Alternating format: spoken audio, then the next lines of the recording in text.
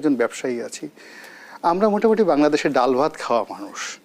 তো কর্মজীবনে ৩০-৩৫ বছর রাজনীতি করে চাকরি করে একটা মানুষের এত টাকা হতে পারে, এবং এটা আমি আসলে কখনো স্বপ্নে কল্পনা করতে পারি না। আমাকে নতুন করে আবার ভাবতে হচ্ছে।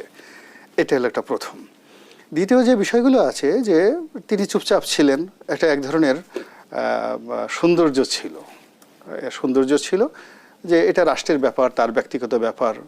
কিন্তু যখন তিনি এটার প্রতিবাদ করলেন এবং যে বক্তব্য দিলেন, এটা আমাকে আরও ভীষণ আহত করেছে। এর কারণ হলো তিনি পুরো বিষয়টাকেই অস্বীকার করেছেন।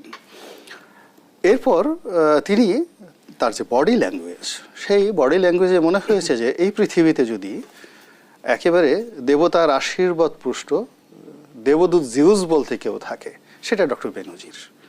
এবং কর্মজীবনে তিনি ছিলেন পরশ পাথর। তিনি কখনো কোনো অন্যায় করেননি, একেবারে সৎ